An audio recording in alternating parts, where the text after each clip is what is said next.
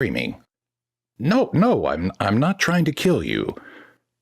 Hello? Hello? Well, that was sufficiently weird. Apparently, it's ill-advised to call people at random and ask about their horror movie tastes. Anyway, Halloween is upon us, and I do love everything about this season. The changing leaves, the carved jack-o'-lanterns, that persistent smell of pumpkin-spiced lattes everywhere I go. But my favorite part is sitting down to a good movie. From the super spooky to flicks filled with plenty of Halloween spirit. I've picked 10 of my favorites that you may also want to watch this Halloween season. Now, before we scare ourselves stiff, take this opportunity to subscribe and click that bell now to be notified of new videos. Number 10. Cabin in the Woods. Drew Goddard's 2012 horror comedy started as so many in the past had. A band of friends head off to a secluded location for a weekend of debauchery. But for the keen eye, not everything was following the formula. The stereotypical characters were there, like the jock and the intellect, but they weren't filling their respective roles. And that's the start of the magic of Cabin in the Woods, and why it's a fresh addition to any horror collection, because it addresses the horror movie formula in a clever way. Pop this movie in on Halloween, and you'll be treated to the greatest collection of monsters ever compiled, and a real feel-good ending. Number 9. Jeepers Creepers. Jeepers Creepers, where'd you get those peepers? Jeepers Creepers, where'd you get those eyes? So Louis Armstrong's 1958 upbeat, swinging hit wasn't intended to instill fear, but its use in the 2001 horror movie of the same name may have sullied it for many. Following the mythos of a demonic creature that emerges every 23rd spring for a 23-day hunt, Jeepers Creepers introduced the creeper into the gallery of unforgettable horror icons. Gosh, y'all, get up, how to get some lit up. Gosh, y'all, get up, how to get that side. All right, moving on. Number 8.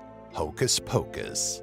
Hocus Pocus is a prime example of Disney's ability to write a movie meant for kids, but throw in enough material to keep adults entertained.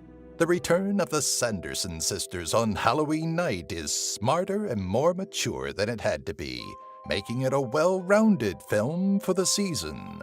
Being a Disney movie, it's not scary by any means, but the costume design, especially that of the undead and unfaithful lover of Winifred Sanderson, and presence of All Hallows Eve can be appreciated by any Halloween aficionado. Number 7. Trick or Treat. If you love Halloween and have a penchant for horror movies, chances are you recognize this bundle of fun as the lead haunt from the incredibly fun Trick or Treat. The horror anthology features 4 clever stories, all tied together by the burlap sack-wearing Sam that does the Halloween season justice. It's the perfect movie to watch on a dark night as the witching hour approaches, popcorn comfortably nestled on your lap. Trick or Treat reminds us of the horrors that may unfold on All Hallows Eve, from vengeful spirits to ritualistic lichens. Number 6. Evil Dead 2. Originally, The Evil Dead was known for terrifying viewers, but in 1987, the series took a strange turn into campy horror, creating a legacy that's still ongoing today. Bruce Campbell perfects the role of Ashley Ash Williams in this slapstick gore-fest directed by Sam Raimi. The movie is a sort of sequel reboot that alters and expands upon the events of the first movie to serve as the start of an ongoing Evil Dead universe. Buckets of blood and severed body parts successfully put to the test the limits of practical effects, while crafty camera work delivers jarring shots to complete the unforgettable horror comedy that is Evil Dead 2. Number 5. The Witch. Ah, The Witch. It's one of those movies that 15 minutes into it, you just feel so good about life. Now, viewer, be warned, because I'm going into minor spoiler territory. But whenever I talk about how uplifting the witch is, I like to reference when one of the titular witches kidnapped a newborn baby and crushed it to death. That's right, I lied.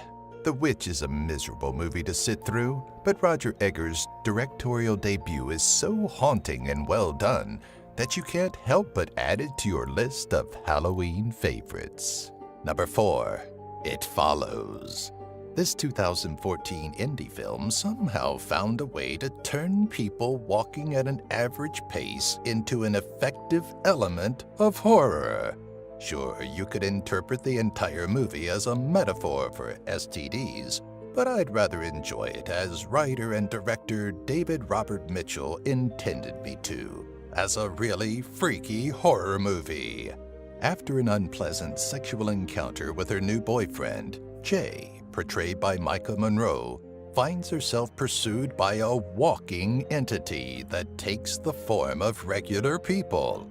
The entity sounds incredibly lame, but winds up being a surprisingly effective horror monster. Yes, I promise you, long shots of people walking towards another person make for a really good movie. Number 3, House on Haunted Hill. While the 1999 remake starring Jeffrey Rush and Famke Janssen was fine enough, there's no beating William Castle's 1959 version starring Vincent Price. House on Haunted Hill teases the viewer and skittish heroine Norman Manning with an assortment of creepy could-be ghosts and a sense that nothing is kosher about the party and $10,000 prize offered by Price's Frederick Lauren. The most disappointing part about watching it today, and not during its initial release, is the lack of a classic William Castle gimmick. In the case of House on Haunted Hill, it was a red-eyed skeleton that floated over the audience during the film's climax. Number 2, The Shining. Here's Jimmy! When Stephen King wrote The Shining, he set a whole new precedent for horror novels, just as Stanley Kubrick's theatrical iteration did for movies of the genre. The scares start off slow, allowing the Torrance family's dysfunctionality to take center screen. But once the ghosts of the Overlook Hotel are unleashed, we're treated to disturbing moments like Danny Torrance's iconic encounter with the ghastly twins, or the bathtub scene. Admittedly, The Shining's themes may be a bit heavy when matched to some of my other choices, but it's too much of a classic to overlook. Number 1, Halloween. You're probably wondering if I'm talking about the original piece of cinematic gold from the 70s, or the forgettable Rob Zombie remake. The fact that anyone has to ask that just makes my horror-loving heart so sad. The memorable score, written by Carpenter in just 3 days, tense pacing, the eerie simplicity of Michael Myers' costume, a young Jamie Lee Curtis earning her place in the Horror Hall of Fame. John Carpenter's indie slasher had it all. The Shape is an effective killer with a flair for the theatrical, at least when it came to that final act romp through a house of the damned, and easily the season's greatest icon. Ooh, just as Stephen King, who conceptualized The Shining at the Stanley Hotel, I came up with this archive at a Super 8 motel. They're probably equally as scary. Well, maybe the Super 8 was more so. Oh, and don't forget to subscribe and click the bell for more spooky archives. And while you're here, why not haunt your way over to one of these 2 videos?